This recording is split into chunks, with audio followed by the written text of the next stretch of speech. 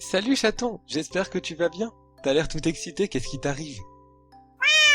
J'ai jamais vu personne être aussi excité à l'idée de parler de la PCR, mais si tu veux, oui, on peut parler de la PCR dans cette vidéo, bien sûr. La PCR, c'est une manipulation qui nous permet d'augmenter le nombre d'un fragment d'ADN qu'on aura choisi, donc de façon spécifique. Pour faire plus simple, admettons que j'ai une solution avec plein de fragments d'ADN différents, d'accord? Il suffira que dans cette solution, il y ait ne serait-ce qu'un seul fragment d'ADN qui m'intéresse, et grâce à la PCR, ce fragment d'ADN-là, je vais pouvoir le copier et en obtenir des milliards, sans copier les autres fragments d'ADN qui ne m'intéressent pas.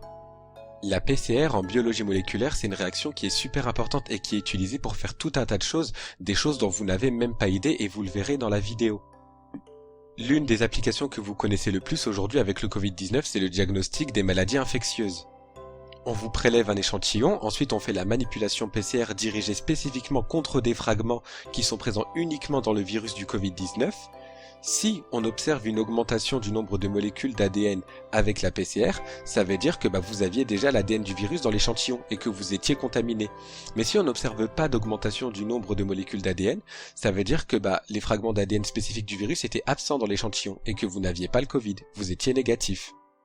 Un autre exemple, c'est celui de la répression des fraudes. Il arrive parfois qu'on mélange de la viande de porc à la viande de bœuf parce que la viande de porc est moins chère pour faire baisser le prix de la viande.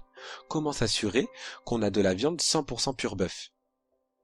On prend un peu de notre viande et on la fait passer à la PCR. Et la PCR, on va la diriger contre des fragments d'ADN spécifiques de l'ADN du porc. Si on observe une augmentation de la quantité de l'ADN, ça veut dire qu'il y avait de l'ADN de porc à la base dans l'échantillon et qu'il y avait de la viande de porc. Si on n'observe pas d'augmentation d'ADN, ça veut dire qu'il n'y avait pas d'ADN de porc dans l'échantillon et qu'il n'y avait pas de viande de porc par conséquent. Ça, c'est pour les usages les plus basiques, mais vous allez le voir dans cette vidéo, la PCR est détournée pour faire tout un tas de choses en biologie moléculaire. Mais pour découvrir tout ça, il faut comprendre comment fonctionne la PCR. Et c'est ce qu'on va faire maintenant. Alors, à la base, l'ADN, c'est un enchaînement de 4 molécules fondamentales qu'on appelle les nucléotides. Ces 4 nucléotides, ils vont s'agencer de façon particulière en formant un filament, et cet agencement particulier, il va former un code. C'est ça l'information génétique. Ici, les nucléotides, ils sont représentés par 4 molécules, bleu, violet, rose et vert.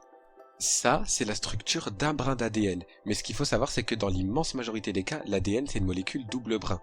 Autrement dit, vous allez avoir un chapelet de nucléotides qui va faire face à un autre chapelet de nucléotides. Mais deux brins d'ADN qui vont se mettre face à face, c'est pas quelque chose de totalement aléatoire. Il y a des règles. Il faut savoir qu'il y a des nucléotides qui sont dits complémentaires. Si vous regardez bien le petit fragment d'ADN que j'ai construit, les molécules violettes, elles sont constamment en face de molécules bleues. Et les molécules vertes, elles sont constamment en face de molécules roses. C'est toujours comme ça. Il n'y a pas d'autre agencement possible. Ces molécules se mettent face à face car elles s'attirent un peu comme des aimants. Vous voyez cette interaction comme ça s'attire comme des aimants, ça peut facilement se détacher, mais ça s'attire en situation normale. Un brin d'ADN n'a qu'un seul brin complémentaire, n'a qu'un seul brin qui peut se mettre face à lui. Parce que par exemple, si on a une molécule verte, il ne peut y avoir qu'une molécule rose qui se met en face, rien d'autre. Ça, c'est super important à savoir parce que ça nous permet de comprendre comment est-ce que les molécules d'ADN se répliquent. La première étape de notre réaction PCR, ça va être d'augmenter la température de la solution qui contient les fragments d'ADN. Augmenter la température de la solution, ça va permettre de séparer les deux brins d'ADN en deux brins qui sont distincts. On augmente la température aux alentours des 95 degrés. Après avoir fait ça, on va baisser un peu la température et ça va avoir pour effet d'activer une enzyme qu'on aura préalablement mis dans notre solution à la base. Cette enzyme, elle a pour particularité de lire nos brins d'ADN et de mettre en face de chaque nucléotide qu'elle scanne le nucléotide complémentaire. Et comme vous pouvez le voir sur l'animation que j'ai faite, à la fin ça finit par donner deux brins d'ADN qui sont complètement identiques. C'est comme ça que l'ADN se réplique. Donc au final, une molécule d'ADN donne deux molécules d'ADN après un cycle. Ensuite, il nous suffira juste de recommencer un nouveau cycle, donc de réaugmenter la température, la rebaisser pour que les enzymes reviennent, etc. À la fin de chaque cycle PCR, le nombre de molécules d'ADN est multiplié par 2. Autant vous dire que ça monte très vite. 2, 4, 6, 8, 16, 32, 64, etc. Mais c'est vrai que pour l'instant, on n'a pas vu comment est-ce que la PCR nous permettait d'amplifier le fragment d'ADN qui nous intéresse sans amplifier les autres fragments d'ADN dans la solution. Et c'est ce qu'on va voir maintenant, le pourquoi la PCR est spécifique. En fait, j'ai un peu simplifié les choses tout à l'heure pour que ce soit plus simple à comprendre. Dans la réalité, c'est un peu plus compliqué. Il faut savoir que les enzymes qui répliquent l'ADN, elles sont pas capables de se fixer à de l'ADN simple brun qui est nu. Ça marche pas comme ça. Ces enzymes, elles ne peuvent se fixer qu'à de l'ADN double brun. Donc ce qu'on doit faire, c'est apporter des amorces. Les amorces, c'est quoi? C'est des petits morceaux d'ADN qui sont spécifiques des extrémités des fragments d'ADN qui nous intéressent pour l'amplification. Donc, l'enzyme va d'abord se fixer sur ces morceaux qui sont double brun et ensuite lire le simple brun qui est derrière pour reconstituer le fragment d'ADN en entier. Et c'est grâce à ces amorces qu'on va pouvoir rendre la PCR spécifique. Parce que par exemple, admettons que je ne veuille amplifier que des fragments d'ADN relatifs à l'ADN du porc. Parce que je vais faire, c'est que dans ma solution de PCR, je ne vais mettre que des amorces qui s'hybrident sur des fragments d'ADN de porc et sur rien d'autre. Et par conséquent, mon enzyme qui réplique l'ADN, elle ne pourra se fixer que sur l'ADN du porc. Et c'est d'ailleurs pour ça qu'on doit un peu baisser la température pour que l'enzyme se fixe à l'extrémité de nos fragments d'ADN. En réalité, on baisse un peu la température pour que les amorces se fixent à l'extrémité des fragments d'ADN qui nous intéressent, pour qu'ensuite l'enzyme se fixe sur cette structure un peu double brun, simple brun à la fin du fragment, et pour qu'elle réplique le fragment d'intérêt. Mais comme je l'ai dit précédemment, la PCR, elle sert pas qu'à amplifier le nombre de fragments d'ADN. Par exemple, le séquençage ADN, le fait de déterminer une séquence d'ADN, c'est une PCR qui est détournée.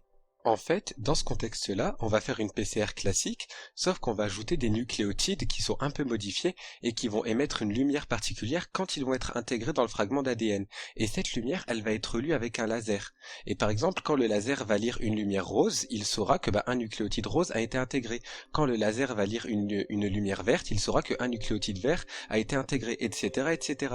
Et comme ça, avec les ordinateurs, on arrive à déterminer une séquence ADN.